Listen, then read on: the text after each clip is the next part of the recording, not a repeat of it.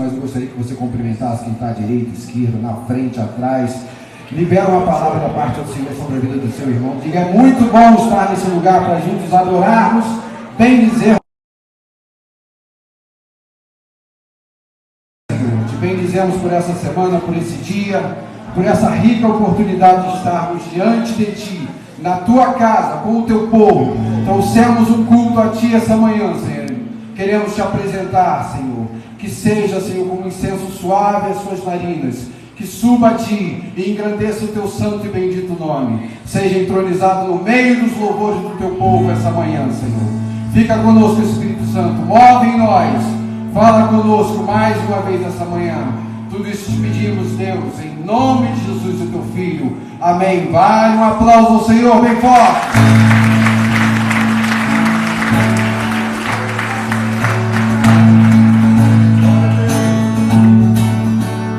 Ao entrar em Teu santo lugar, a alegria em me aproximar.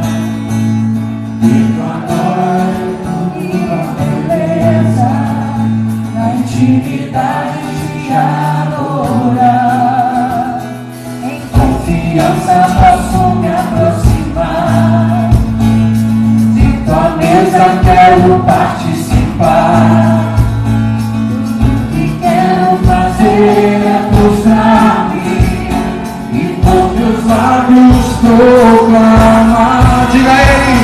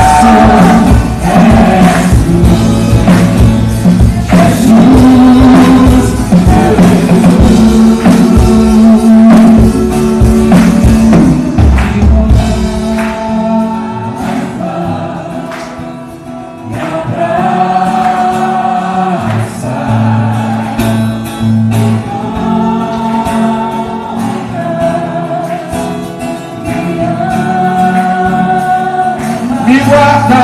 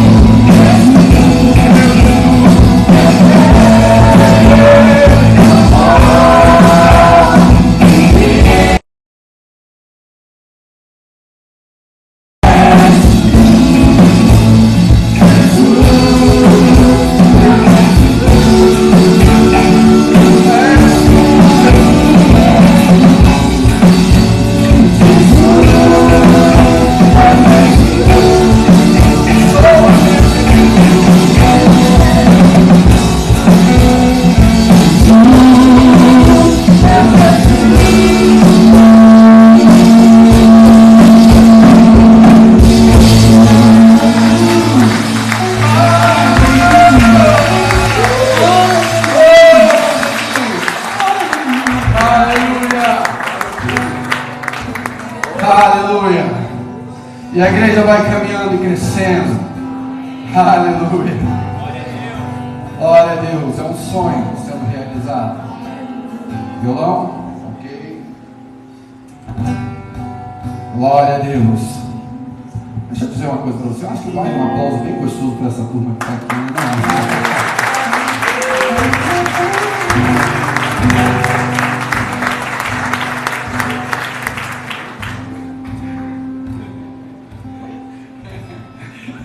Eu estou sentindo um nervosismo aqui. Aleluia. Glória a Deus. O Senhor é bom. Terra sua misericórdia. E essa manhã ela se renovou sobre a minha e a sua vida. Amém?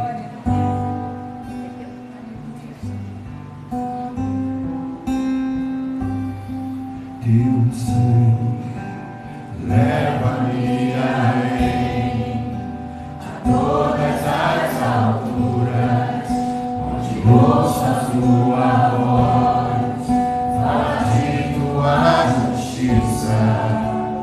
Pela minha vida, Jesus, esse é o teu sangue.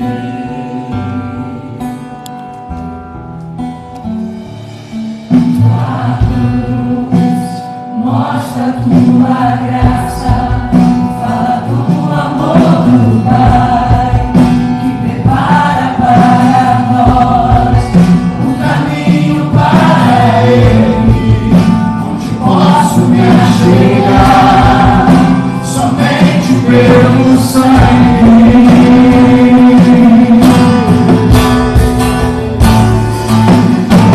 Que nos lava dos pecados, o que nos traz restauração.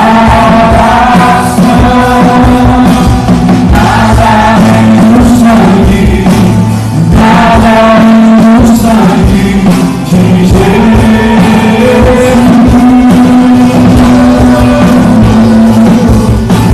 Que nos faz como a neve, aceitos como amigo de Deus.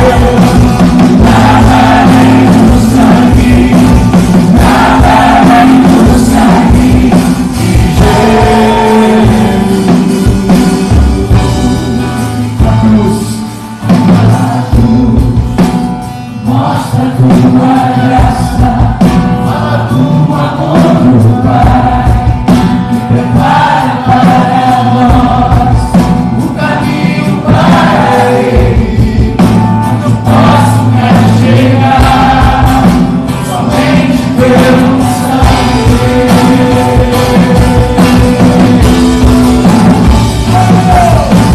Que nos lava dos pecados,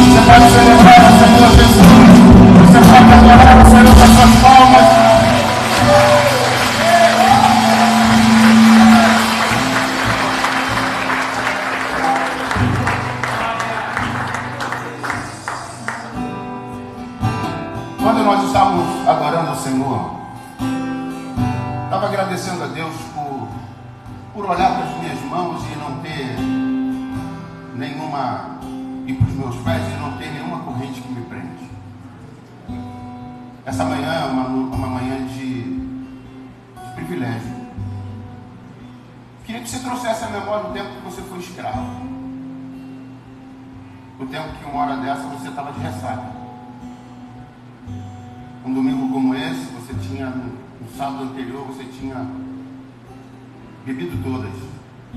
Até se alegrou, mas agora de manhã o vazio ia tomar conta de você novamente.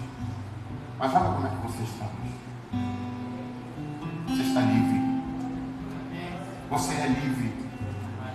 Não, você poderia dar um glória a Deus, aleluia por isso. Olhe para suas mãos, não há nada que te prenda, não há corrente. Você está livre. Você não precisa de um cigarro de maconha, você não precisa de um copo de cerveja, você não precisa de nada disso mais. Olha a alegria que está no seu coração, sabe por quê? Porque você é livre. Só quem foi preso um dia sabe a importância de hoje ser livre. Se você pode declarar isso comigo mais uma vez, eu vou pedir que a gente cante mais uma vez e declare bem bonito: eu sou livre. Você pode fazer isso, mas você pode soltar seus braços. Demonstre que você é livre. Vou contar rapidinho aqui, porque é preciso. O meu pai, falecido pai, o pastor já se conhece. O meu pai tinha esse negócio assim: pastor, fica lá na frente pedindo para levantar a mão toda hora. Ei, levanta a mão, tal de levanta a mão a hora que eu quero. E ele saiu do culto, chegou em casa mais tarde. E quando chegou na porta lá de casa, ele se deparou com um assalto. E a primeira coisa que ele viu foi as mãos da pessoa que estava sendo assaltada por alto, em rendição. E aquilo, naquele momento, falou muito com ele. Disse: poxa, às vezes a gente não quer levantar as mãos para Deus, mas um homem com uma arma na mão faz a gente levantar as nossas mãos. Eu quero te chamar hoje para você dizer: eu sou livre. Declarar isso: eu sou livre, nada mais me prende, não há corrente, não há nada nas minhas mãos que possa me prender. A minha adoração, o meu louvor, a minha exaltação ao nome do Senhor. Respira fundo e vamos dizer bem alto: eu sou livre. Vamos cantar, vamos. 1, 2, 3, vamos. Eu sou livre. Diga: eu sou livre. Sabe por quê? Graças ao teu sangue. Graças ao teu sangue, meu Jesus. Eu sou livre.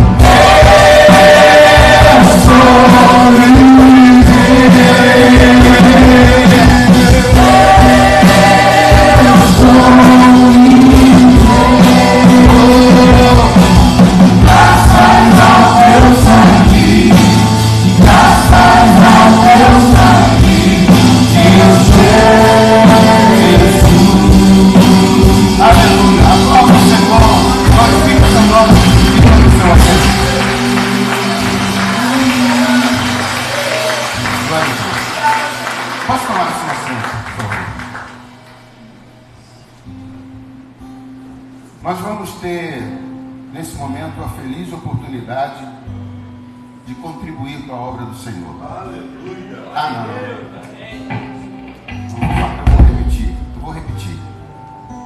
Eu vou repetir e vou pedir para você, quando eu terminar de falar, você aplaudir o Senhor. Pode ser? Pode ser? Então vou voltar a fita aqui, vai dizer, vamos fazer de conta que eu não falei nada. Vou falar agora, nós vamos ter a feliz oportunidade de contribuir com a obra do Senhor. Pastor, mas por que isso? Por que isso? Porque Deus ama a quem dá com alegria. Quer ser amado pelo Senhor? Um dos motivos é ser dar com alegria. Eu escolhi um texto, 2 Coríntios 9, versículo 10. É bem conhecido. Mas eu queria que você, se não tem, que você conseguisse marcar esse texto na sua Bíblia. Ele é muito profundo.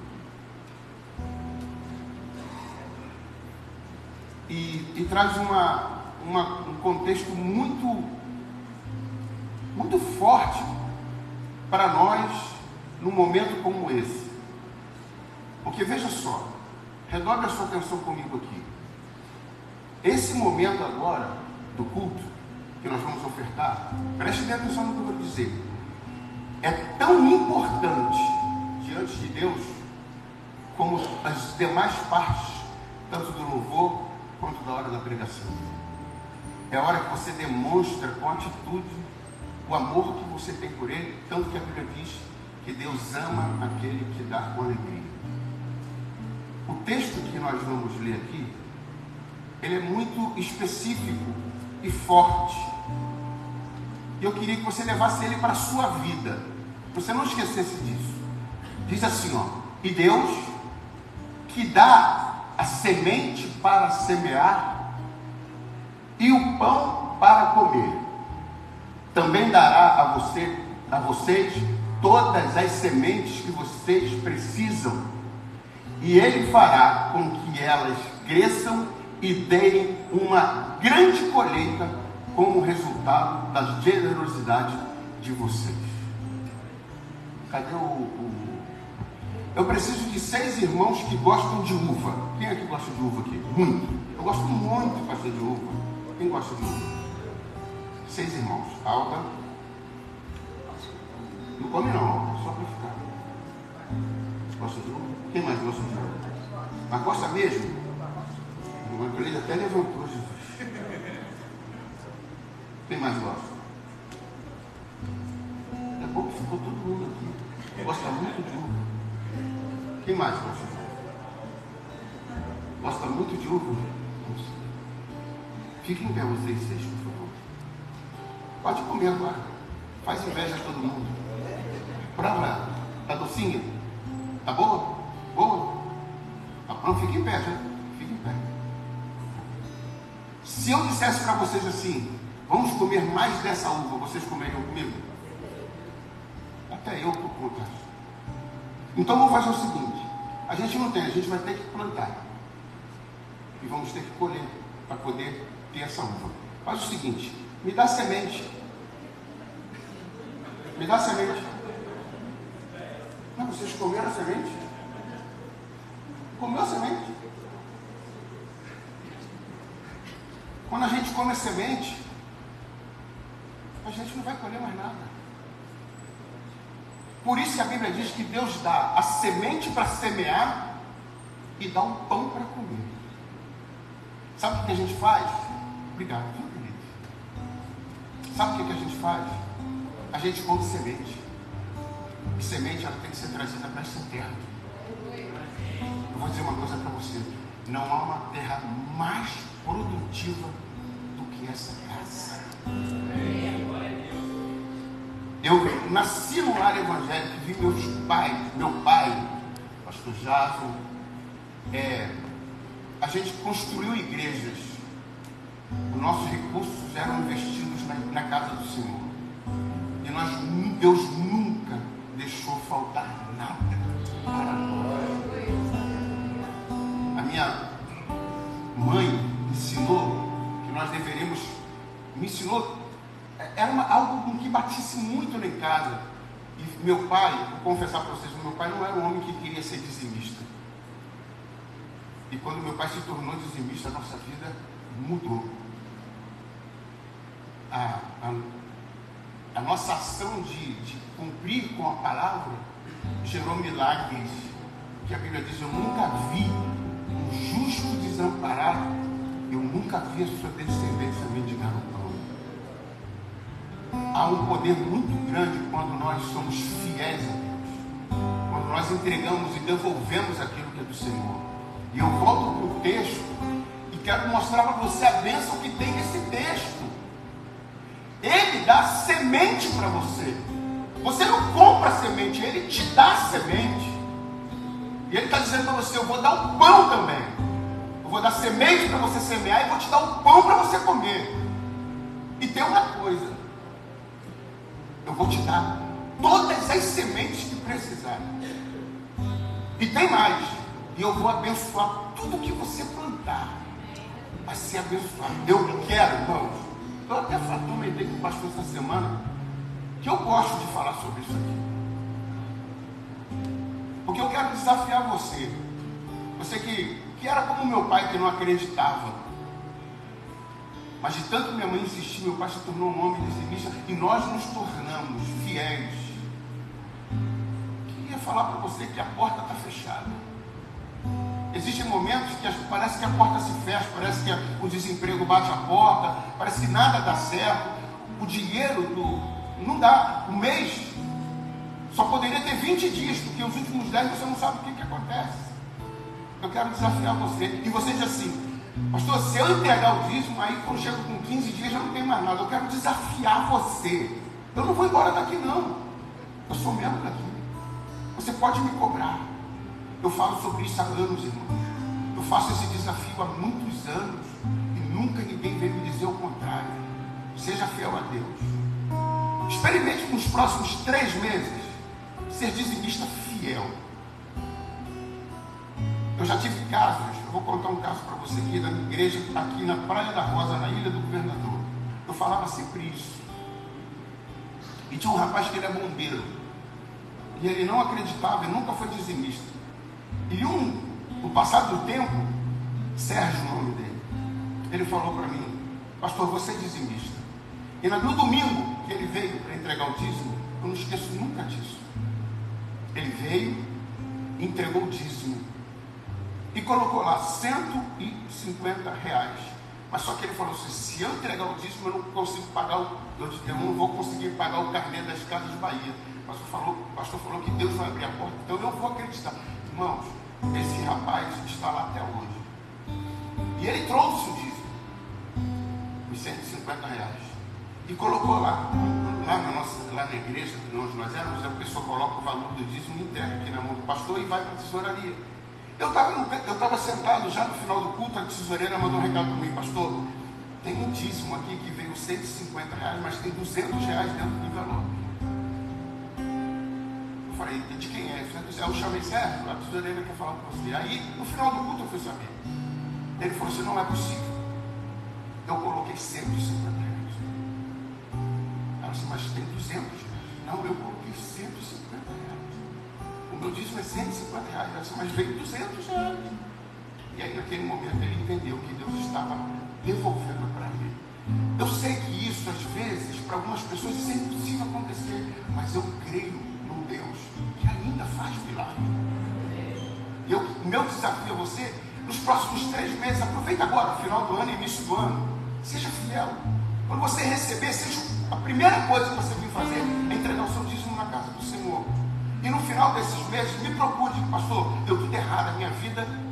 Eu digo sempre, pastor, que você entrega o dízimo todo mês. Todo mês você entrega o dízimo. Ou aqui, ou na farmácia, ou no mecânico. Em algum lugar você vai entregar o dízimo. Agora, quando você entrega na casa do Senhor, os 90% estão protegidos pelo Senhor. A mão de Deus está sobre. Você que tem comércio, você que tem loja, você que tem uma empresa, procure ser fiel a Deus.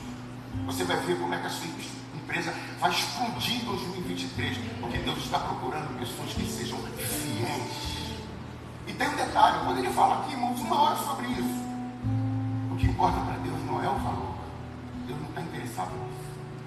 Deus não está interessado tanto no que no dia que Jesus teve com uma pessoa para poder deixar isso bem claro para a gente. Ele encontra com uma viúva que tem 2 moedas. As 2 menores moedas da época estavam na mão dela. E ela vai entregar a oferta. E na hora que ela entrega, alguém diz assim: ela deu a menor oferta, não foi, Senhor? Não. Ela deu uma maior oferta. Porque ela deu tudo que ela tinha. Deus não quer o seu tudo. Deus quer a sua fidelidade. E eu tenho certeza que nada, a porta que está fechada, vai se abrir. O desemprego que assolou esse ano de 2022, em 2023 vai dar lugar para um novo tempo na sua vida. Agora, só faça isso se você acreditar, se você tiver fé suficiente para acreditar no que diz a palavra. É Ele que dá a semente e dá o pão. A semente é para você semear, o pão é para você comer. Ele vai te fartar de pão e Ele vai te fartar de semente. Sabe para quê? Para que o nome dele seja glorificado. Veja só o final. Coloca para mim, Mateus, o final do versículo.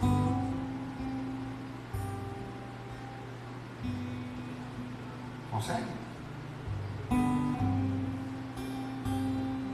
Olha o que diz assim: você, para que tenha uma grande colheita, como resultado da generosidade de vocês.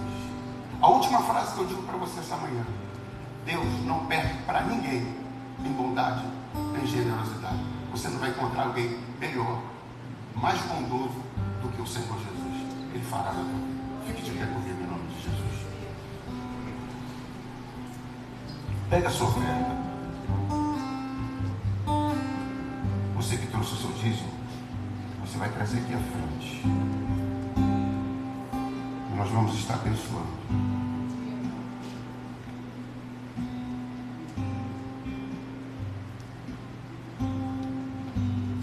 Pegou sua oferta?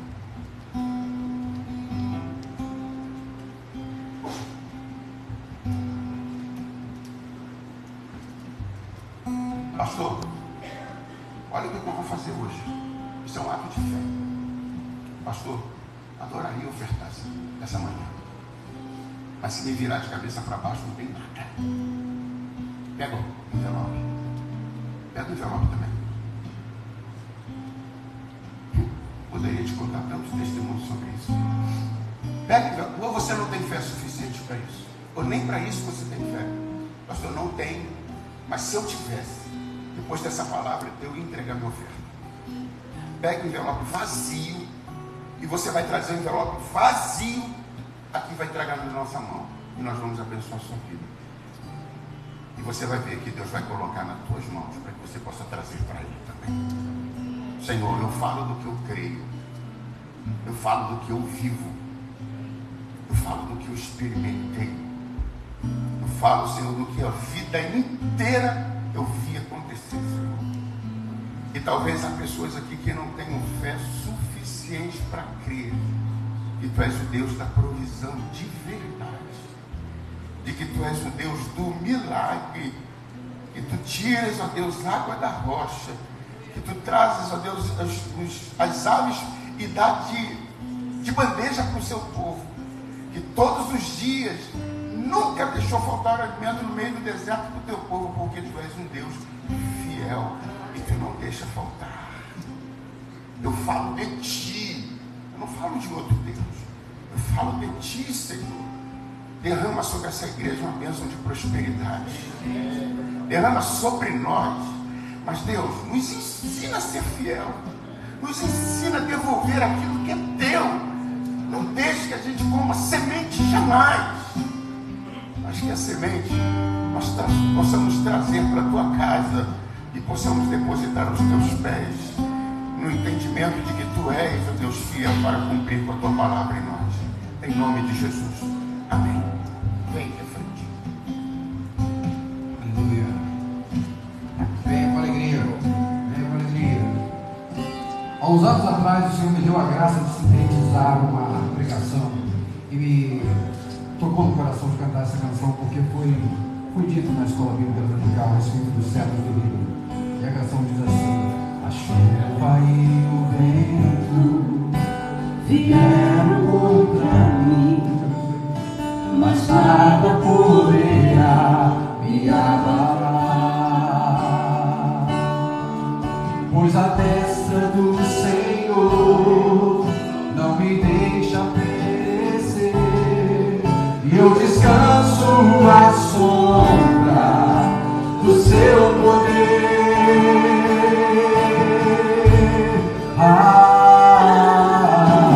Chuva e o vento vieram contra mim, mas nada poderá me abalar, pois a destra do Senhor não me deixa perecer, e eu descanso à sombra do seu poder. Pois como os cedros do Líbano eu sou, plantado pelas mãos do Senhor, arraigado na palavra, guardado no seu amor, protegido pela força do seu poder. Nós somos cedros do Líbano, eu sou, plantado pelas mãos do Senhor, arraigados na palavra, guardados pelo seu amor, protegidos pela força do seu poder. Para quê? Para a glória de Deus. Para a glória de Deus. Para a glória de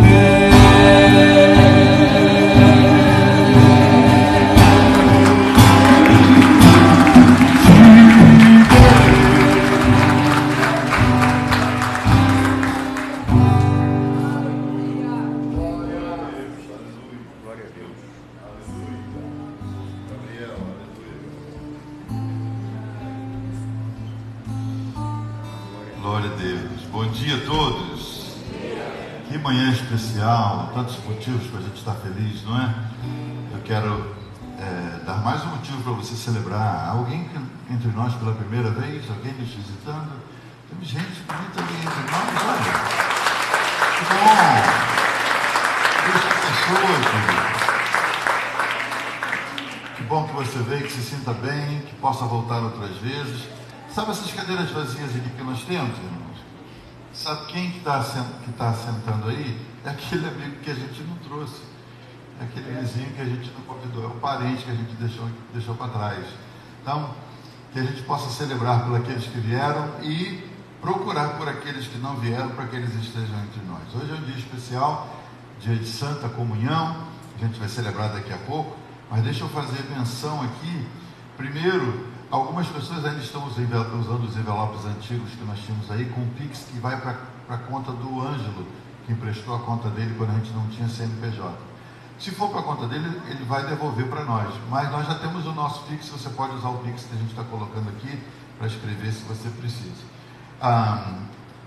Pastor Pedro e Irmã Maria, nossos queridos companheiros, não estão conosco hoje, irmãos, porque o Pastor Pedro sofreu um pequeno acidente de moto, pessoal de motocicleta.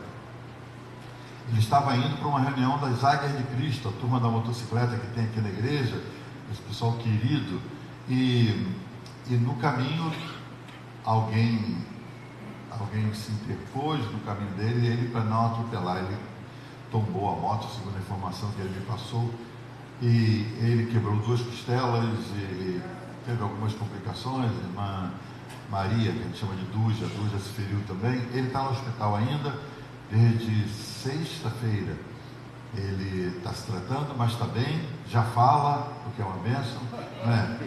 Então está falando e por isso que eles não estão aqui hoje. E o pastor Antônio e a Márcia não estão aqui hoje, não, porque não poderiam estar. Eles se casaram ontem, né? Então sumiram no mundo, não sabemos para que lado estão, mas disse ele que volta antes do final do ano, e a gente espera que sim, mas por isso que nossos queridos não estão conosco hoje. Deixa eu fazer uma pergunta, já que é uma manhã tão festiva. Cadê nossas fotos aí? Tem umas fotos aí, Felipe? Mateus. E olha que lugar bonito, gente. Você é até da frente de vocês verem. Olha, uma tirolesa na água. Apaga a luz um pouquinho para a gente ajudar aqui, Ângela. Aí, esse é o alojamento. Isso. Olha, uma cachoeira particular. Tudo construído em cima das rochas. Dá para você que gosta de fazer trilha. Esse é um alojamento simples, mas não é para você se hospedar, é para você passar uma cachoeira com água natural e uma piscina. Aqui é um lugar que fica bem no alto do monte, dentro do sítio também. Aí é o lugar onde você desce de tirolesa e cai na água. Uma cachoeira, o que mais? Pode passando. Aí uma piscina natural, muito legal. Cachoeira para você tomar um banho. Fresquinho. Alto da montanha. Mar do alojamento. Eu acho que foram todas as fotos, não? Aí o lago que se forma com a queda d'água. De novo a tirolesa, o meu irmão voltou. Sinal que ele sobreviveu. E aí acho que é a última foto. Obrigado, querido. Pode acender as luzes. Do que nós estamos falando, irmãos? Eu não sei onde você vai passar o seu carnaval.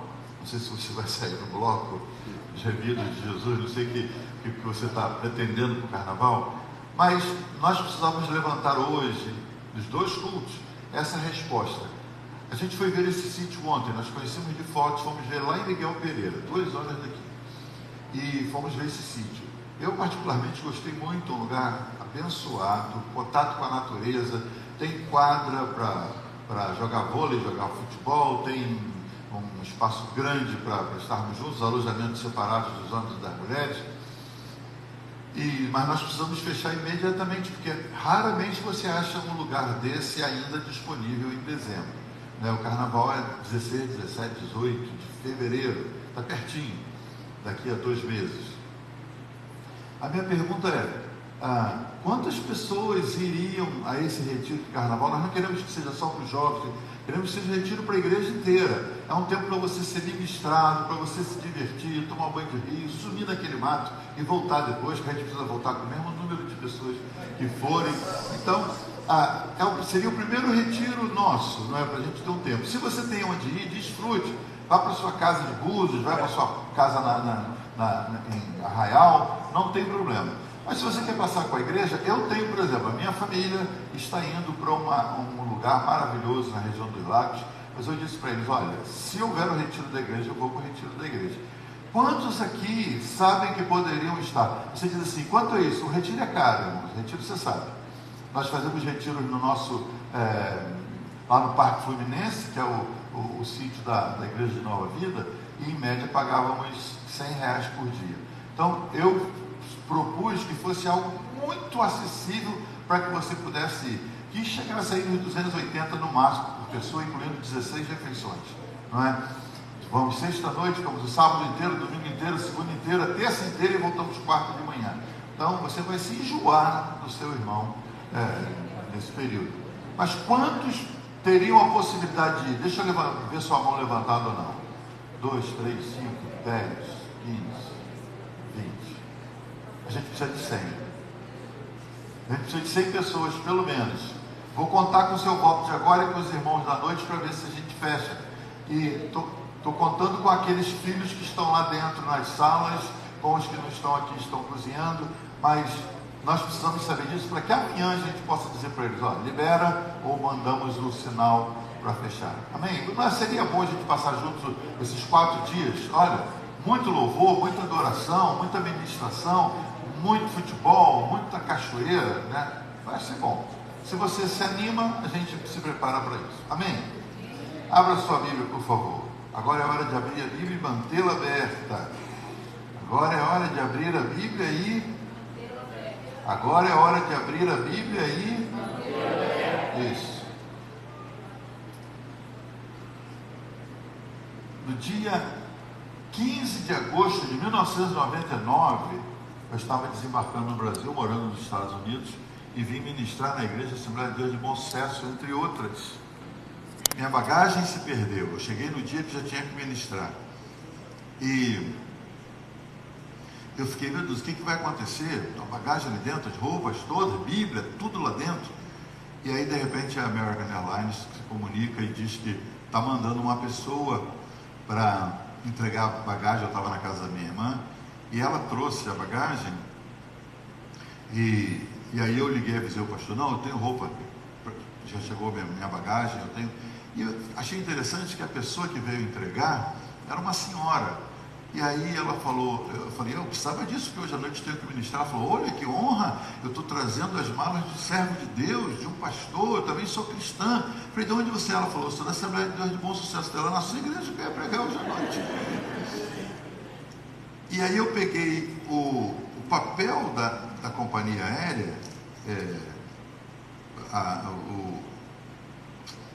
o reporte de bagagem que a companhia me deixou, e ali de tardinha eu escrevi algo que nunca usei, e me preparando para ministrar aqui hoje, eu achei esses meus guardados, e aí achei precioso que Deus às vezes nos traz ao coração uma meditação, aquilo que aprendemos na escola dominical, você medita antes, tem o seu prazer na lei do Senhor e nela medita de dia e de noite. E eu meditei, anotei, e hoje quero ministrar para você isso que o Senhor me deu em agosto de 99. Olha como a palavra de Deus não envelhece. Primeiro livro dos Reis, capítulo 18, do 36 ao 39. Primeiro dos Reis 18, do 36 ao 39. A gente vai cear daqui a pouco, vamos ter a oportunidade de participar da Santa Comunhão. Eu oro para que você se despreocupe um pouquinho do relógio, já são quase meio-dia, a gente precisa de mais alguns minutos, mas vai valer a pena. E esse é o tempo que nunca você perde, não é? Eu lembro, eu raramente vou ao cinema, e faz tempo que eu não vou. Mas quando você vai ao cinema, você já viu alguém assim que está assistindo o filme, 1 de Reis, capítulo 18? Você já viu alguém no cinema, e o filme começa a chegar no melhor momento a partir dos últimos minutos, não é? E de repente o super-homem está amarrado, está preso, parece que vai morrer, ou o mocinho está lá numa situação crítica, e você diz, é assim que vai terminar esse filme? De repente você olha para o relógio e falou, deu 2 horas, eu vou embora, eu não vou ficar mais do que 2 horas no cinema. E aí você vai embora para casa, e alguém pergunta, o que deu do super-homem? Não vi não, saí, estava amarrado lá. Não, rapaz, no final ele arrebenta com tudo, ele sai voando, deu 2 horas, eu fui embora. A gente não é tão radical assim quando vai a um churrasco na casa dos amigos. Vai para o churrasco, daqui a pouco está jantando, irmão, você ficou a tarde inteira, você já tomou café, já estão querendo que você vá embora, e você não vai, você esquece o relógio. E às vezes a gente vem para a casa de Deus e fica, quanto tempo vai durar esse culto? Quanto tempo? Eu ainda tenho que passar para comprar um galeto. Não, você almoça aqui. Não, eu tenho que ver o que deu do jogo que vai rolar daqui a pouco.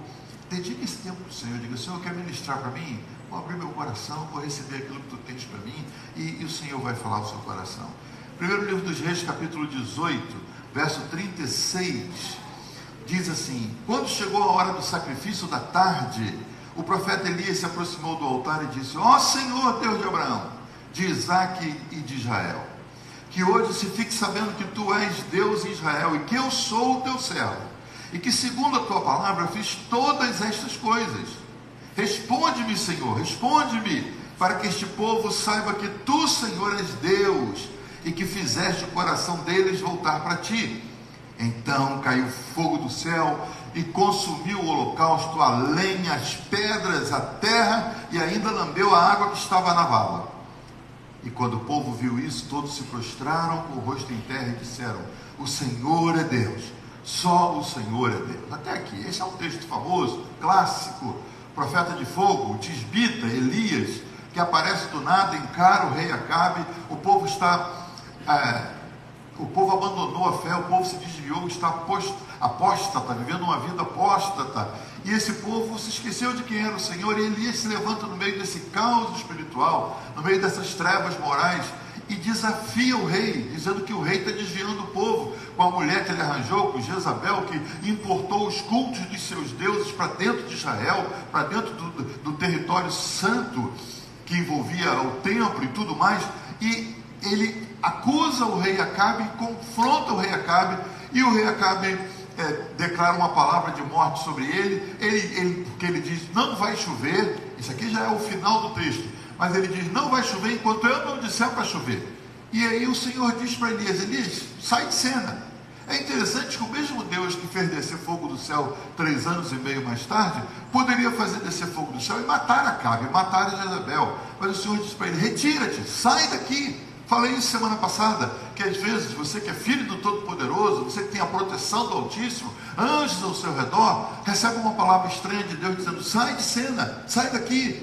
Que Deus quer fazer algo e precisa que você não esteja naquele local. E Deus ouviu a palavra de Elias, fechou os céus, quando ele disse, não cairá uma gota de orvalho. E Elias recebe a palavra do Senhor, sai daqui e vai para o ribeiro de Querite, que eu vou te alimentar lá. E ele vai para o ribeiro, irmãos, para o ribeiro de Querite. E aqui acontecem coisas muito interessantes, porque o texto que eu li já é o texto seguinte, do capítulo 18. No capítulo 17 é que acontece esse confronto entre Elias, o rei, ele fecha os céus com a palavra dele em nome de Deus, Deus confirma, fecha os céus, e ele foge e vai se esconder junto ao ribeiro de Querite. Não era um ribeiro famoso, não era um lugar onde iriam lhe procurar. Ele foi para um lugar escuso, um lugar diferente, um lugar pequeno. Ele não foi para a beira do Jordão, e ele vai para esse ribeirinho, e ali ele fica. E o Senhor diz para ele, fique lá que eu já ordenei os corvos para te alimentarem. Como Deus pode dizer assim, já ordenei os corvos para te alimentarem? Então os corvos recebem mensagens antecipadas? Então, se Deus tem que mandar algo para você através de um animal, Deus fala com aquele animal para ele colocar na agenda? A gente não entende, mas isso é um sinal. E que pena que eu não tenho tempo para falar sobre isso, que Deus depois fala sobre outra provisão que Ele está enviando através de uma viúva, e a viúva também aparentemente não sabia. Mas o que Deus está dizendo é o seguinte, Ele já tem escrito nos livros dele a provisão que você vai receber amanhã, e a pessoa que vai te dar o que Deus vai mandar para ele ainda não sabe, mas Deus já escreveu. Como Deus dissesse, Joelson, eu já declarei que Erickson vai te abençoar semana que vem. Glória a Deus.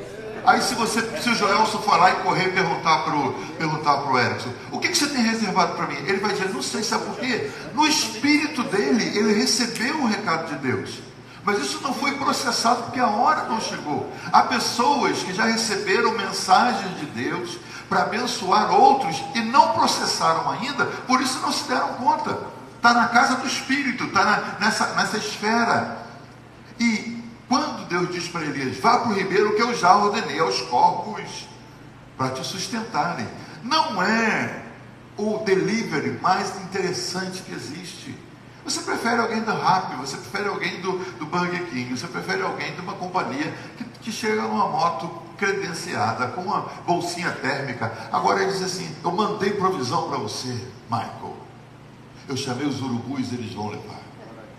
Não tinha outro bicho, não tinha uma pombinha branca, não tinha uma águia, não tinha um falcão, não tinha outro bicho, Senhor. Um cachorro bonito domado para trazer penduradinho o pacote no bico dele, na boca dele.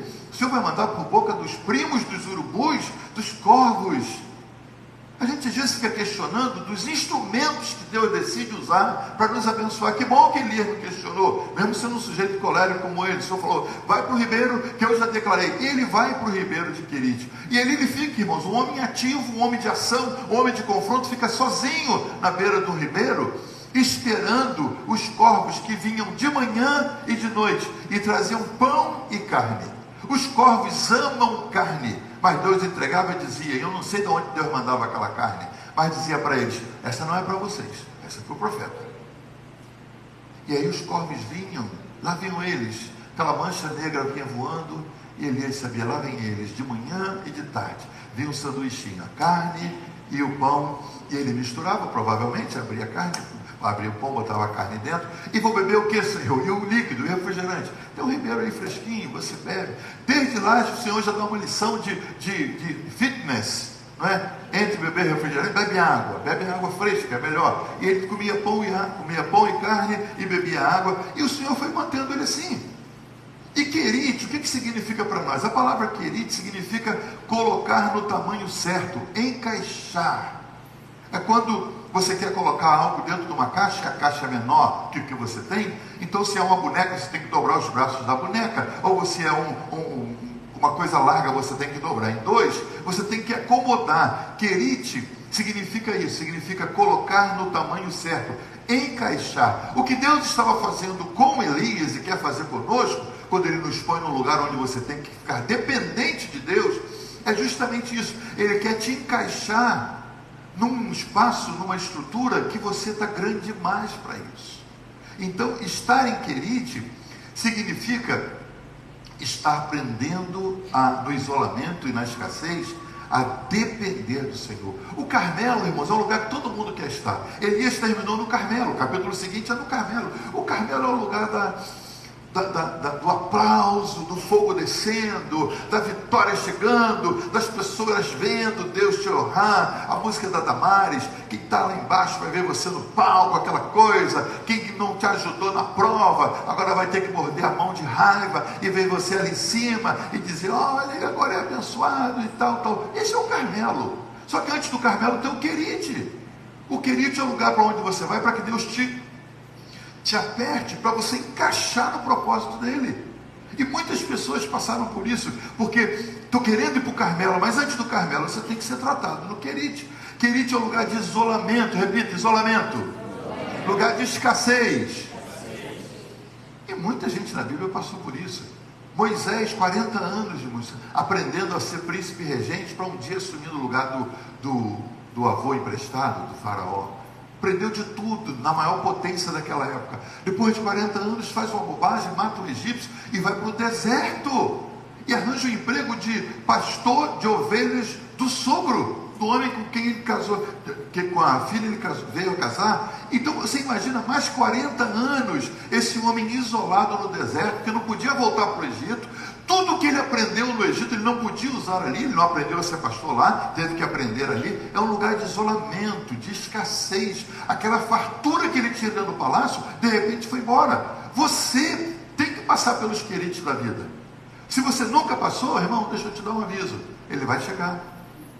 Pode ser que você esteja sendo avisado hoje para entrar num querite amanhã. Então você já está sendo avisado. Querite é esse lugar onde você formatado para entrar no encaixe de Deus. Moisés passou por isso, Jesus passou por isso.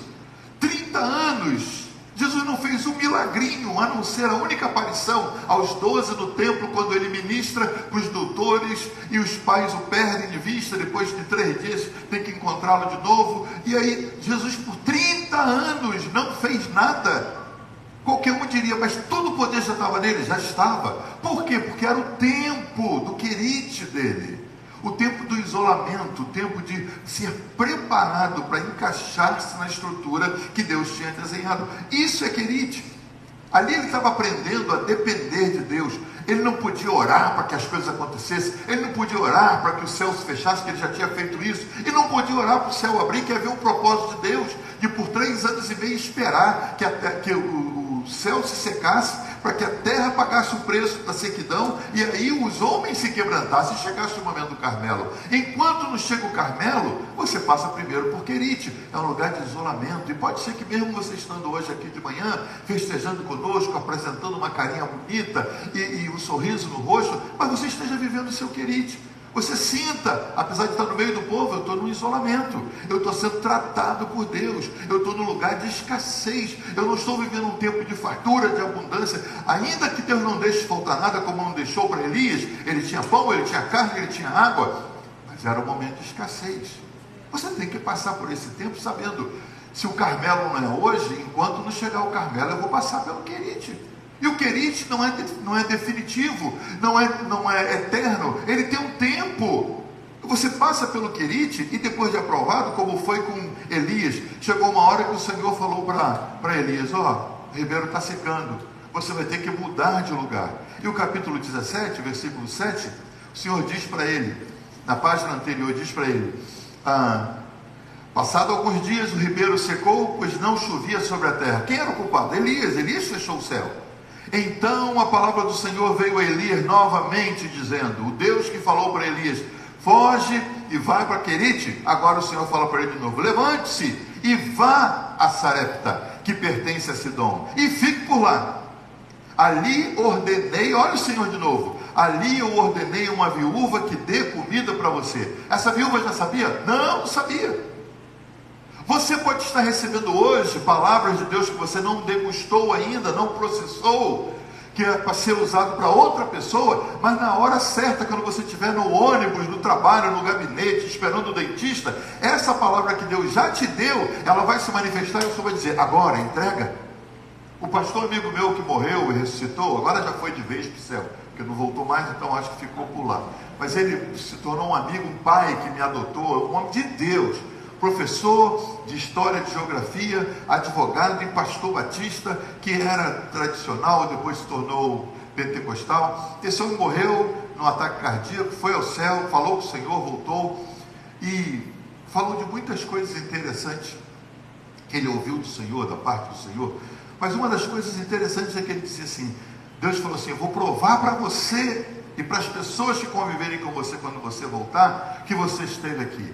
Falou, eu estou inserindo no seu coração palavras que você não vai se lembrar delas, até que você esteja no lugar em que elas são necessárias, e aí você vai se lembrar. E isso aconteceu num dos nossos cultos lá em Los Angeles. Ele estava num culto, e um culto de brasileiros, e de repente ele disse assim, eu estou me lembrando agora de uma palavra que o Senhor me deu quando eu estive no céu com Ele, e essa palavra é para esse momento.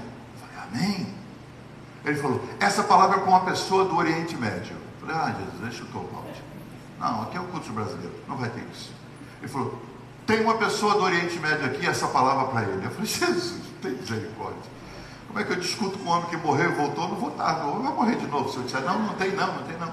Mas ele falava com a tranquilidade de quem andou com Jesus, irmãos. Ele falou, tem uma palavra aqui, de repente a gente ouve uma pessoa soluçando, e a gente olha para trás e é uma brasileira casada com um iraniano, e esse iraniano estava lá, e ela estava traduzindo o culto todo para o iraniano, para o marido. De repente, quando ele fala isso, ela começa a chorar, e o marido fala, o que ele está falando? O que ele está falando? E ela só vai dizer assim, espera, e ela chorava, e daqui a pouco ele começou a dizer, olha, para essa pessoa do Oriente Médio que está aqui, Deus está agindo na sua família lá. Agora ele começou a entregar uma palavra, e ele falou, eu vou esquecer essa palavra agora.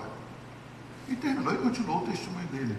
E nós vimos se cumprir isso que acontece aqui quando Deus diz para Elias, Elias, eu já ordenei a uma viúva para ela te sustentar em Sarepta. Em outras palavras, onde Elias estava no Querite. Para ser sustentado tinha que se mover a 200 quilômetros de distância, 3 dias de caminhada até Sarepta. Não era o lugar onde ele gostaria, que era uma terra entre Tiro e Sidom, era uma terra de gente que não adorava a Deus. Ir para um lugar estranho, ir para conhecer uma mulher que ele não conhecia, e Deus diz, já ordenei, está escrito aqui em cima, Elias, eu ordenei uma viúva que te sustente, mas você tem que chegar lá para ver isso. E a viúva não sabia disso ainda. E Elias, obedientemente, a Bíblia diz que ele se move, levante-se e vá a Sarepta, que pertence a Sidom, e fique lá que eu ordenei uma viúva que dê comida para você. Então ele se levantou e foi para Sarepta. Ele pegou o que ele tinha, sei lá, seu cajado, sua mochila, ele abandonou o riacho que estava secando, os corvos, Deus estava dizendo, eu já cancelei o serviço, os corvos não vão vir mais. E é interessante que a gente entenda isso, quando Deus determina que uma fase sua termine, se você ficar dali para frente, só piora. Só piora. Eu mudei mais do que eu deveria, nessas 70 vezes, seguramente eu mudei mais do que eu deveria, mas olha, se eu ficasse em algum lugar onde Deus tinha dito, muda daqui, eu ia provar uma sequidão que não provei em nenhum outro lugar. E você pode estar no lugar, num trabalho, numa casa, numa vizinhança, num relacionamento, que Deus já falou, isso aí já secou. Não tem urubu, não tem corvo, não tem andorinha, não tem nada mais trazendo nada para você. Você tem que se mudar. Ah, mudar para onde? Mudar para Sarepta. Sarepta é onde? 200 quilômetros. Eu não vou fazer isso. Eu não tenho um carro, Elias também não tinha. Eu não tenho uma moto, Elias não tinha. Eu não tenho uma bicicleta, Elias não tinha. Elias teve que ir caminhando, porque até os cabelos, os cavalos estavam morrendo por causa da escassez. Saiu de Sarepta, teve que sair dali para ir de Querite para ir para Sarepta. O que é Sarepta, irmãos? Sarepta é um lugar de quebrantamento. Sabe o que significa a palavra Sarepta? Significa lugar de fundição, de derreter ferro. Há uma consistência de ferro dentro de nós para algumas coisas. A gente se mantém rígido. Olha, Deus pode fazer o que for, mas perdoar aquele fulano eu morro, mas não perdoo. Isso é ferro. E esse ferro precisa passar por Sarepta, porque Sarepta derrete qualquer ferro. Sabe quando você diz assim, pastor, pode fazer tudo, isso eu não faço. Meu irmão, já estou com pena, porque você vai para Sarepta. E Sarepta é o lugar do derretimento, é o lugar do quebrantamento. Sarepta, ele teve que sair da acomodação, sair de Querite, onde a água era fresquinha e o pãozinho vinha com carne todo dia de manhã e de tarde. Isso acomoda, irmão. Aonde você compra pão, Elias? Eu não compro, ele vem. Elias, esse bifinho, onde está arranjando? Eu não compro, ele chega. Quem traz os corvos? De onde eles vêm? Não sei. Eu sei de pombo correio, agora corvo correio, eu nunca soube. Eles chegam na hora certinha, eles chegam de manhã, de tarde eles vêm, e a água é fresquinha do ribeiro. De repente o ribeiro seca. Senhor, os corvos não estão vindo, não vem mais não, eu cancelei esse serviço. E agora você tem que se mudar. E quanto mais você demorar a chegar em Sarepta, mais fome você vai passar, porque já não tem mais pão, já não tem mais carne e não tem mais água. Tem que se mover. Há um período na nossa vida, irmãos, isso aí eu entendo, em que você se move de um lugar para outro e essa mudança não é fácil. Eu um dia falei para um condomínio onde eu morava que eu ia me mudar. Falando com o síndico, eu falei assim, não, eu vou me mudar no final do contrato. Ele anotou. Eu me esqueci. E aí meus sogros vieram e eu já não queria mudar mais, eu estava bem. Quando chegou na semana que terminava o contrato, ele falou, Jason, nós já temos uma nova família vindo para a sua unidade. Eu falei, para onde? Seu apartamento. Você não falou que ia mudar? Ih, mas eu falei isso. Falou, uns 4 meses. Que é isso?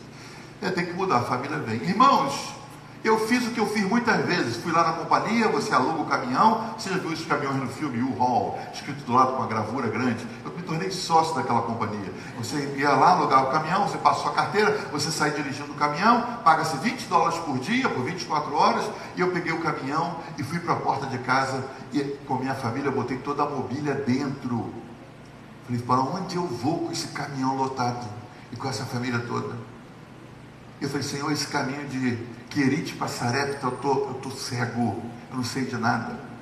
E aí liguei para o irmão da igreja que era síndico do condomínio, ele falou, pastor, tem uma família que está para sair hoje, segura que eu vou tentar botar eles para fora hoje mesmo, e vou limpar o apartamento e pintar, e você entra amanhã. Eu falei, eu fico com a mudança dentro do caminhão uma noite, eu vou para algum hotel, eu me viro. Sair do lugar de acomodação para ir para o lugar onde Deus diz que vai te sustentar, não é uma tarefa fácil. E muita gente morre em Querite com fome e com sede, porque não quer abandonar o lugar onde Deus estava trazendo provisão. Você tem que entender, uma experiência nova com Deus vai custar algo para você. Sair de Querite e ir para Sarepta fala de sair da acomodação. Mas o Senhor vai mandar um pássaro grande agora? Não, você vai ter que ir caminhando daqui de Querite até Sarepta, e não é uma distância pequena, são 200 quilômetros aproximadamente, e você tem que ir 3 dias de viagem. Ele teve que sair da acomodação para ir. Mudar-se, irmãos, é difícil para todo mundo. Para algumas pessoas, mudar de igreja é como divorciar-se da fé. E eu sei que é. Eu não estou desdenhando, estou entendendo. Você ficou 30 anos, eu fiquei 30 anos na minha igreja, a primeira igreja. E nessa igreja eu cresci, a igreja onde o Joel cresceu, onde os pais dele, os meus pais, nós crescemos ali. Chegou uma hora em que eu falava com meu tio, que era o pastor da igreja, tio, eu quero estudar teologia. Para quê? Para voltar de lá tentando ensinar para nós? Ele não me apoiava ir para seminários. Eu não conseguia. No final eu saí para estudar no seminário do Caio Fábio, irmãos, foi quase a morte.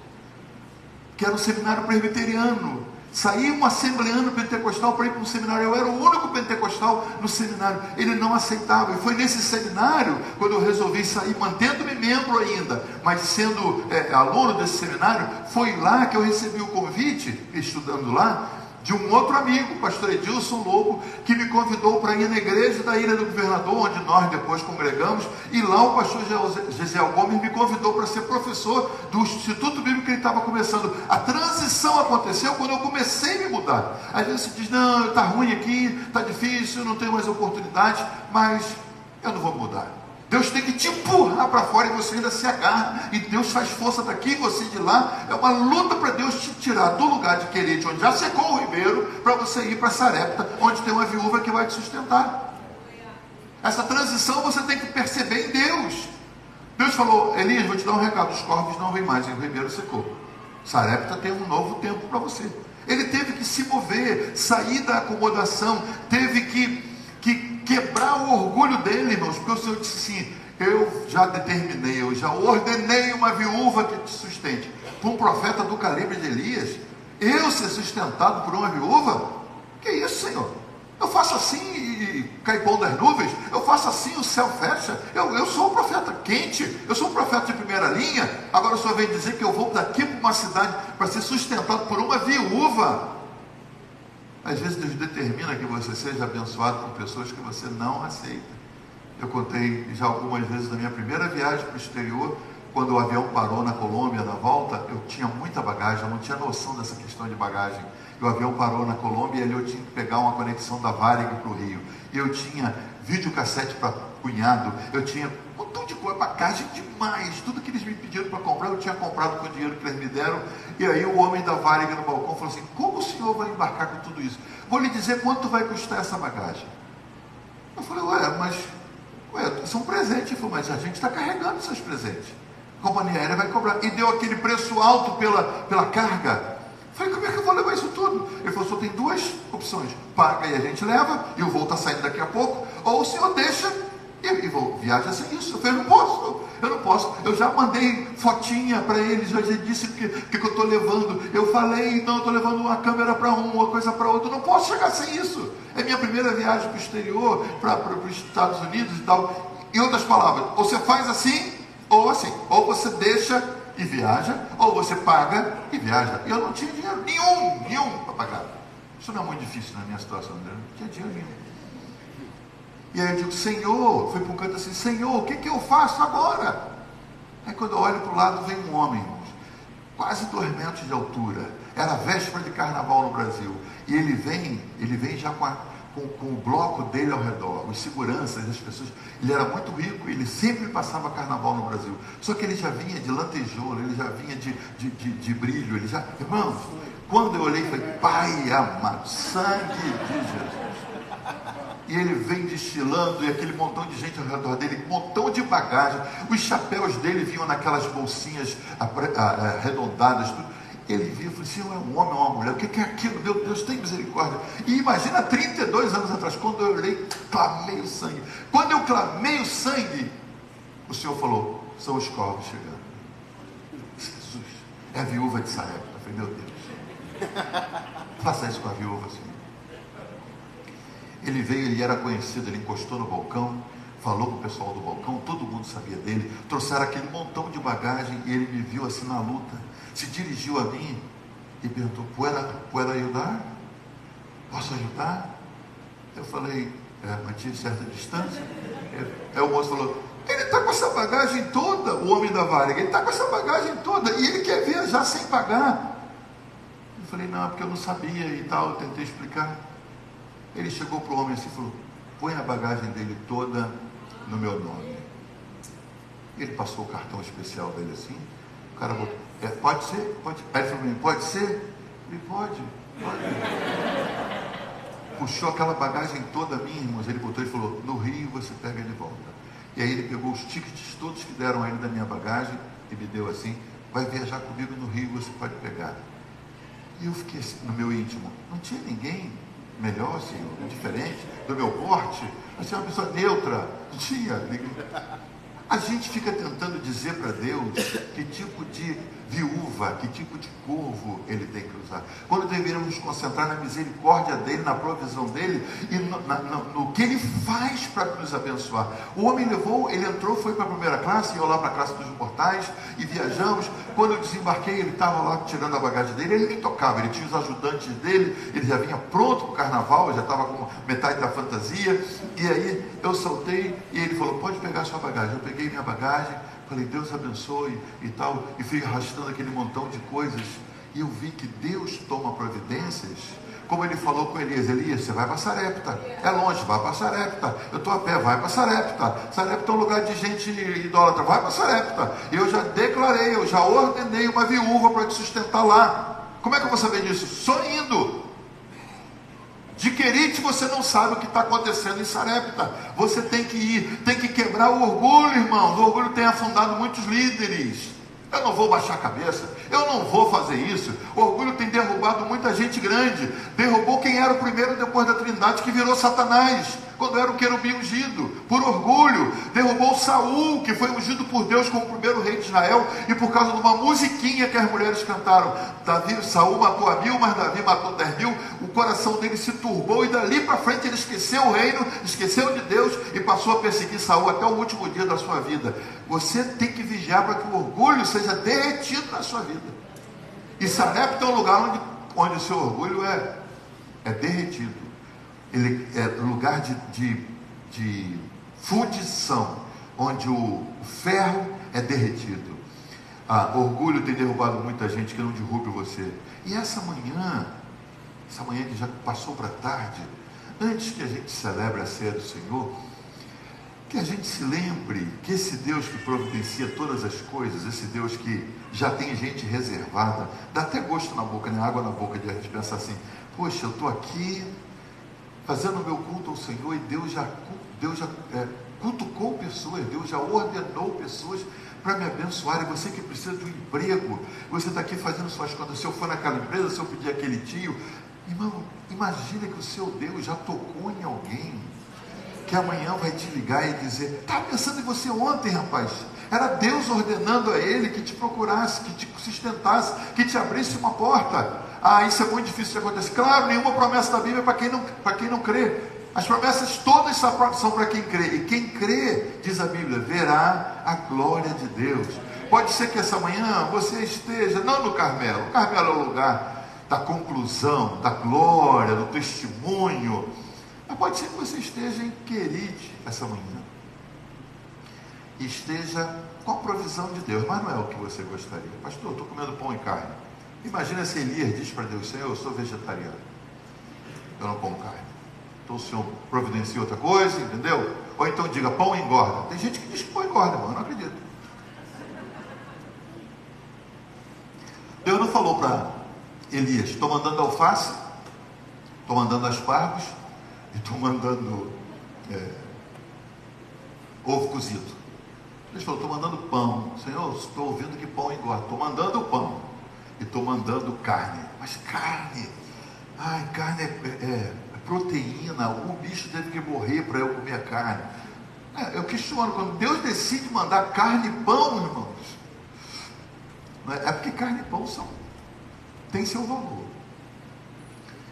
Você não pode questionar Deus pelo que Ele está querendo fazer na sua vida. Receba o que o Senhor decidiu fazer por você. E se você está em Querite é lugar isso mesmo, de afligir a alma, é lugar de quebrantamento, é lugar de isolamento. Deus faz isso conosco. E Deus pode estar fazendo isso com você, mas é para o seu bem. Antes do Carmelo, você ainda tem que passar em Sarepta. O que é Sarepta? Quando Elias chegou lá, irmãos, ele olhou. Eu sempre penso nisso, quando ele olhou, a viúva já estava na cara, ele não teve que sair procurando. Ele viu, e as viúvas da Bíblia sempre apareceram como viúvas pobres, porque elas ficavam viúvas e geralmente os filhos não podiam sustentá-las. Por isso que a Bíblia diz que o ministério da igreja é cuidar dos órfãos e das viúvas. Era uma viúva procurando os últimos instrumentos para fazer uma última refeição para ela e para o filho. Ele já detectou, essa aí é a viúva. Não é nenhuma viúva rica, viúva da Donep, viúva dessa que recebe uma herança e nem sabe como gastar. Fala, mas é a viúva que Deus reservou para ele. E ele diz para ela, faz um pão para mim. Como é que eu pego? Traz um pouco d'água. Ela diz, eu vou fazer a última refeição para mim e para o meu filho. E ele se atreve a dizer: faz um bolo primeiro para mim, põe Deus em primeiro lugar, viúva.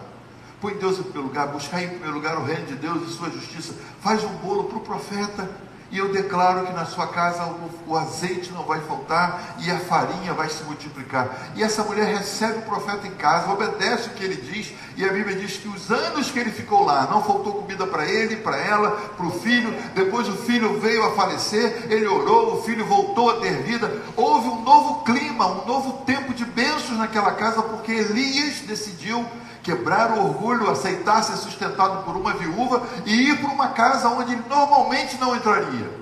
A gente fica estabelecendo padrões: nessa casa eu não entro, com essa pessoa eu não convivo, isso aqui eu não faço. Se é algo que não é condenável pelo Senhor, abre seu coração, abre os seus limites e deixa Deus fazer de você um instrumento para os outros. Assim como Deus usou a viúva para abençoar Elias, Deus usou Elias para abençoar a viúva. Isso é o reino de Deus. Qual é a área que você está passando agora? Está em querite? Aguente. Quebrantamento, isolamento, escassez, aguente. Quando Deus disser: o ribeiro secou, meu filho, os corvos não vão vir mais, dessa fonte não vai sair mais água, essa carne não vai chegar, mude-se. Para onde? Para onde Deus mandar. É para Sarepta? Lá você vai ser mais esmagado, seu orgulho vai ser derretido, é lugar de fundição, mas Deus, como Ele diz na sua palavra, Ele já preparou algo novo para você, para que no seu currículo você tenha algo para contar das suas experiências com o Senhor. A hora que o tempo dele acabou lá em Sarepta, o Senhor falou: Elias, hora de voltar. Agora é a hora do Carmelo, agora é a hora de reunir o povo, agora é a hora de fazer o fogo descer, agora é a hora de manifestar a glória de Deus, agora é a hora do ápice daquilo que eu estava construindo na sua vida há muito tempo, desde Sarepta, desde Querite. Agora é a hora do Carmelo. E você pode estar passando num período, num lugar, numa situação que você não se sente agradável. Não é para se sentir, é para que você busque o Senhor, para que você se quebrante, pega todo o seu orgulho e joga na mão do Senhor. Senhor, derrete isso de uma vez, essa dureza de coração, às vezes para pequenos milagres, para aceitar uma nova fase de Deus. Derreta tudo isso em Sarepta, que o Carmelo está te esperando para a glória do Senhor. Queria que você ficasse de pé, por favor. Eu oro para que um dia você vá no Carmelo. Eu fui no Carmelo e foi um dos lugares onde eu me emocionei, porque o Carmelo é uma montanha em forma de panela, e foi para onde Elias levou o povo, o rei, os profetas falsos. E depois que ele promove o fogo, quando ele limpa o holocausto e ele promove o fogo que desce do céu e queima tudo, a Bíblia diz que depois disso ele mandou matar todos os profetas falsos. E agora ele diz para o rei: vá, coma, beba, porque já vem chuva por aí. Ele declarou uma chuva sem ver nada no céu. Ele agora cria mais ainda no poder de Deus. E aí é interessante que do Carmelo você não consegue ver o templo em Jerusalém, mas ele vai para o lado, por causa daquela oração de Crônicas, que onde um servo teu estiver, em qualquer lugar, e ele orar na direção do templo, quando Salomão faz a dedicação do templo, ele diz: Senhor, em qualquer lugar onde o filho teu estiver, e orar na direção desse templo, que vem a resposta. Então ele foi para uma extremidade, e dali ele olhava na direção do templo que estava para lá, só que o mar estava para o outro lado. Então ele dizia para o servo dele: vá lá ver se não vem chuva. E o servo tinha que correr toda a extensão do topo do Carmelo e olhar para o mar e voltar e dizer nada. Ele falou: volta lá de novo. E ele colocava a cabeça entre os joelhos e clamava a Deus 7 vezes. Ele fez o servo ir e voltar, porque o servo tinha que olhar, até que o servo disse: lá do lado do mar está vindo uma mão, como se enchesse no mar, uma mão em forma de uma nuvem em forma de mão humana, e está vindo. Ele diz: corre e avisa para o rei para se preparar, que a chuva está chegando. Diga para o seu vizinho: a chuva está chegando. A chuva está chegando. Mas antes da chuva tem Querite, antes da chuva tem Sarepta. E não seja infiel na situação que você está passando. Não seja não desligue-se do que Deus está fazendo na sua vida. Eu já passei alguns Querites, irmãos, e algumas Sareptas, e sempre saio mais forte de lá. Sempre o Carmelo vale a pena depois de Sarepta. Deus já levantou tanta gente que eu não imaginava para me manter, para me sustentar. Gente que eu tinha um irmão na igreja, a primeira igreja que abri em Filadélfia, em 1990. E eu tinha um irmão, ele era muito orgulhoso. Ele me tratava como se eu fosse um menino, porque ele tinha lá seus 60 anos, como eu tenho hoje. Ele sempre dizia, na minha igreja eu nunca faria isso, na minha igreja eu nunca faria isso. Ele tinha vindo da Assembleia de Deus de Madureira, então ele queria distribuir harpas cristãs para todo mundo cantar. E as pessoas que se convertiam eu não conhecia. Ele disse, pastor, aqui você não canta ainda harpa? Eu dizia, não, querido, porque aquele pessoal ele não conhece o Jean da harpa, então a gente canta Bené Gomes, a gente canta Koinonia, a gente canta... Aí ele disse, não se fazem mais pastores como antigamente. Falei, Jesus, tem misericórdia, Senhor. Mas era tão pouca gente que a gente tinha que aproveitar todo mundo. E um dia, no final do ano, numa escassez tremenda, neve caindo, 20 graus negativos, minha primeira neve, meu primeiro inverno, eu numa luta tremenda, trabalhando com uma dificuldade, fazendo igreja, levantando o sustento de casa. E eu falei assim, oh meu Deus, mesmo nas dificuldades do Brasil, a gente sempre no Natal tinha até aquelas coisas importadas, nozes, avelãs e tal. De repente toca a buzina na campainha da casa. Eu chego lá, quem estava lá? Ele estava lá. Com um sorriso que nunca apresentou o tempo inteiro que congregou comigo. Pastor Jado, eu falei, sim, meu irmão, você pode vir aqui fora? Posso. Neve caindo, eu nem botei roupa, irmão, já fui com raiva, fui lá fora. Cheguei lá, ele abriu, ele tinha um carro de 7 lugares, ele abriu assim, e era muita coisa. Eu falei, o que é isso, irmão? A gente vai fazer uma campanha de doação agora para a igreja? Ele falou, não, Deus mandou trazer para a sua família. E eu abri assim, era bolsa demais. E eu pegando aquelas bolsas, ele, o irmão me ajuda pelo menos? Eu falei, claro, meu irmão com mau gosto. Assim, do tipo, Senhor, não podia mandar uma irmã que gosta de mim, uma família que me apoia, tem que ser esse sujeito que só critica meu trabalho. Ele veio, era viúva de Sarepta, e esse sujeito veio e foi trazendo, e a gente foi colocando, eu nem sei a cara que eu agradeci no final, eu acho que falei, obrigado irmão, Deus te abençoe, amém, caiu do céu, glória a Deus, e amém, está nevando muito, amém, Deus abençoe, você tem sua festa e tal. Depois eu olhei aquilo tudo dentro de casa, e falei, de onde vem isso? Falei, irmão fulano, que já está com o Senhor. Falei, irmão fulano? Falei, irmão fulano, você acredita? Falei, não acredito. Falei, pois é, ele está lá na frente ainda, está indo embora. E eu não aceitava, irmãos, porque eu estava mais preocupado em a pessoa, o corpo que Deus estava usando, do que a provisão que estava chegando. Aprenda a curtir a provisão de Deus quando você estiver em Querite. E aprenda a curtir os corvos e as viúvas e as pessoas, os instrumentos que Deus usa para abençoar a sua vida. Você era um desgraçado como eu, um miserável como eu, sem Jesus. Deus olhou para nós e falou, eles precisam de provisão. E Ele providenciou o Filho dele. O melhor que Deus tinha, Ele mandou para nós. Você que às vezes tem mais consideração a Deus Pai e não considera muito Jesus, entenda que você pode, a melhor maneira de você magoar um pai é recusar o filho. Quando tratam bem nossos filhos, a gente se alegra. E Deus, no seu amor por nós, Deus falou, eles não têm aonde recorrer, eles não têm como se salvar. Então enviou seu filho veio e deu o seu corpo na cruz em nosso lugar para que nós não fôssemos para a cruz, e derramou seu sangue que garantiu o perdão dos nossos pecados. Nós temos aqui pão e vinho, símbolos perfeitos de um sacrifício perfeito. O sangue que perdoa os pecados e o corpo dele que, ao ser machucado tanto no martírio antes da cruz quanto na crucificação, ele pôde conferir aquilo que Isaías falou anos antes. Por suas pisaduras, por seus hematomas, por seus ferimentos, nós somos sarados. Somos sarados no corpo, somos sarados na alma. Não há nenhuma enfermidade, nem física, nem emocional, nem psicossomática, nada. Coisas que você pode estar sentindo, por quê? Porque não cuidou da imunidade, porque se magoou demais, porque não vigiou no que você reservou no coração, e isso causou problemas no fígado, isso estragou o seu estômago, isso te trouxe uma úlcera, isso está te levando para a morte. Não importa se a origem é emocional, se é física, não importa se mandaram, não importa se fizeram algo contra você, o sangue de Jesus é capaz de nos perdoar de todos os pecados, e o corpo de Jesus é suficiente para nos trazer cura para todas as enfermidades. De uma dor de cabeça, de uma enxaqueca a um câncer. O corpo do Senhor garante saúde para nós.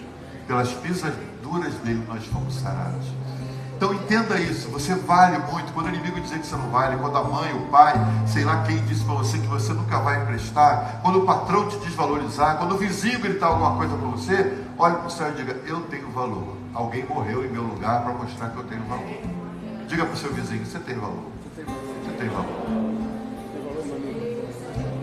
Nós vamos orar e depois nossos obreiros vão estar repartindo o pão e o vinho. Pastor Pedro Júnior já teve alta. Glória a Deus. Vale um aplauso ao Senhor.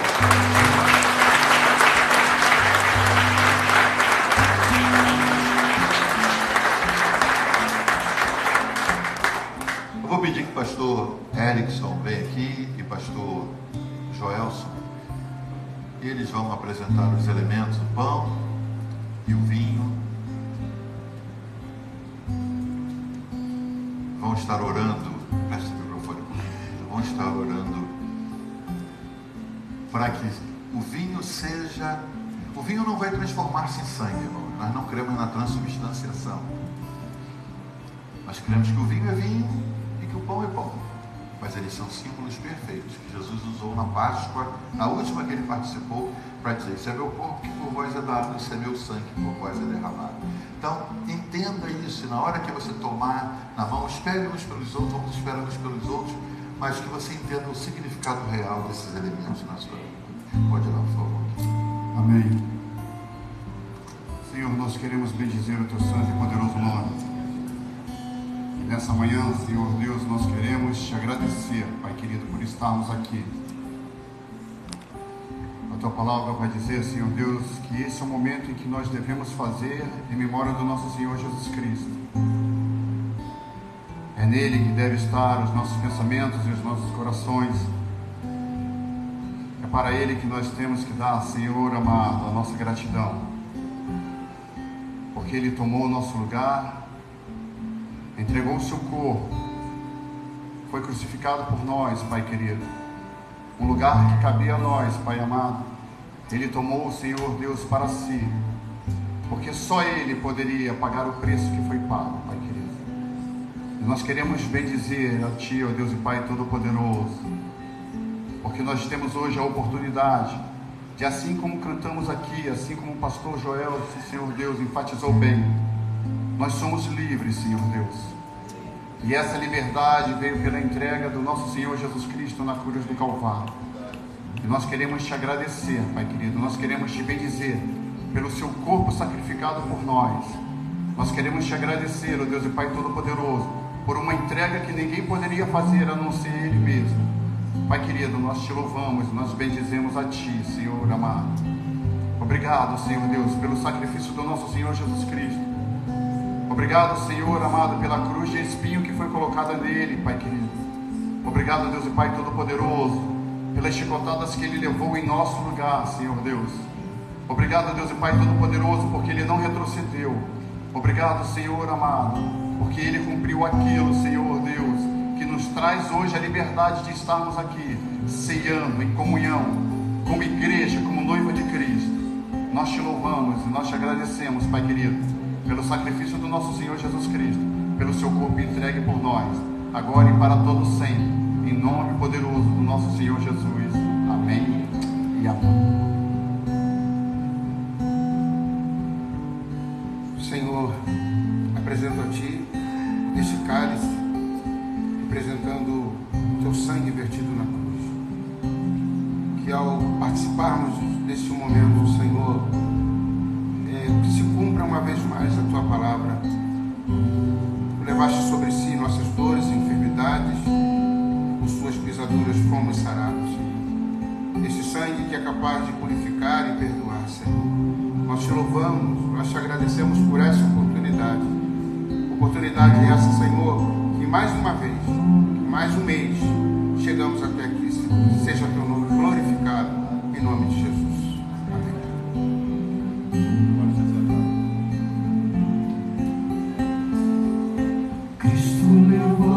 Sobre si as nossas dores, Ele levou sobre si as nossas transgressões. O castigo que nos traz a paz estava sobre Ele, e por Suas chagas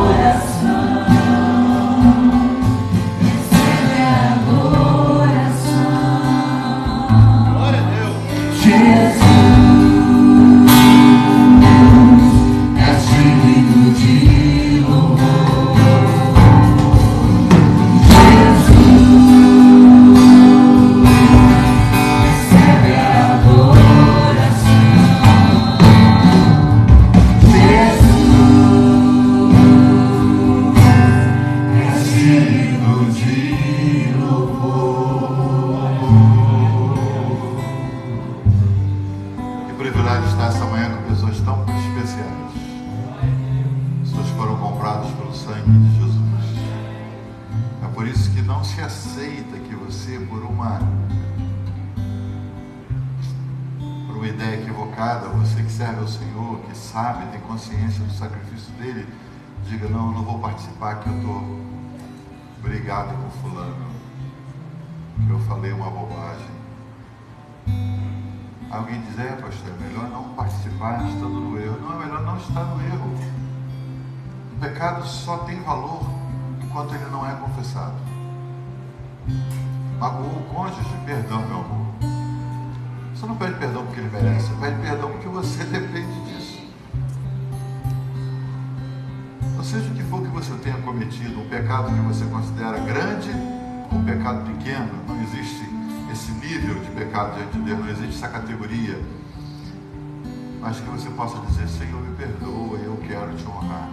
Não participar da Santa Comunhão é uma desonra ao Senhor, ao ponto dele dizer: quem não come da minha carne e não bebe do meu sangue não tem parte comigo.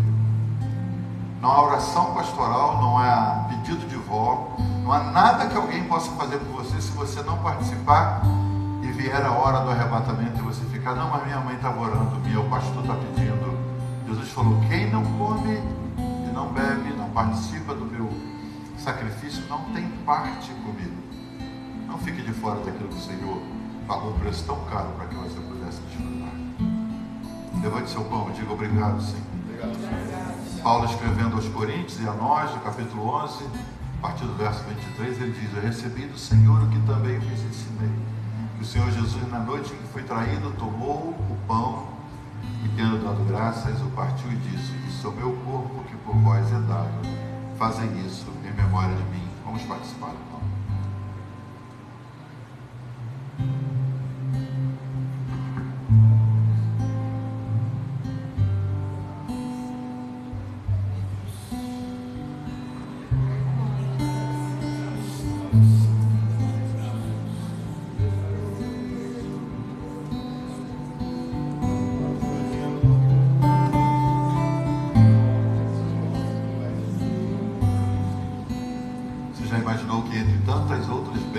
Participar da ceia nos traz. Você pode estar se despedindo daquela úlcera agora. A saúde divina através do pão, que simboliza a carne de Jesus entrando em você e expulsando toda anomalia do seu organismo, tudo que está funcionando mal. Nós declaramos saúde sobre o teu povo agora, sobre aqueles que estão em casa, Senhor, que nos assistem, sobre aqueles que estão aqui, Senhor. Declaramos saúde sobre o teu povo, em nome de Jesus. Enfermidade do alto da cabeça à planta dos pés, nós repreendemos. Declaramos que há saúde nos cabelos, nas unhas, nos olhos, nos órgãos internos. Declaramos que há saúde nos ossos, nos nervos, nos músculos, na pele, nas veias, a circulação sanguínea, em nome de Jesus. Nós recebemos a tua bênção, Senhor. Paulo continua dizendo: semelhantemente, após cear, tomou o cálice, dizendo: esse cálice é o novo testamento no meu sangue. Fazem isso, disse Jesus, em memória de mim, que todas as vezes que comerdes do pão e beberdes do cálice, anunciais a morte do Senhor até que ele venha. É o que nós estamos fazendo isso. Vamos participar todos do cálice.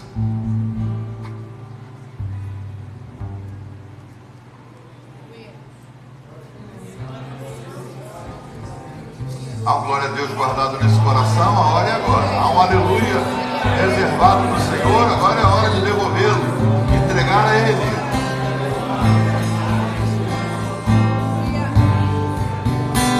Vamos terminar essa reunião cantando e louvando o Senhor. Jesus, diga quem Ele é para você. Pão da vida.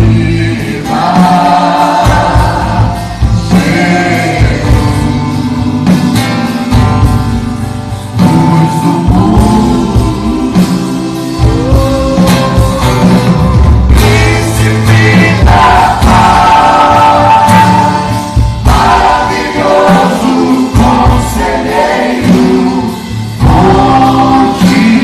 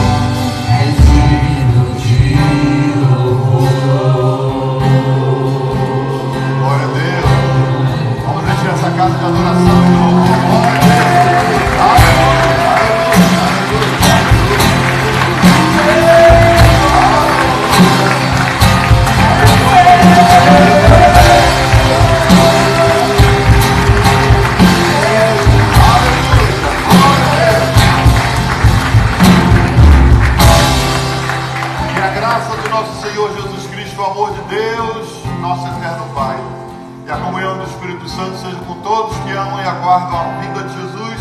E todo o povo de Deus diz: amém. Deus te abençoe. Temos cantina, temos almoço, e às 18 horas outra reunião mais abençoada ainda. Deus abençoe. Vão na paz do Senhor.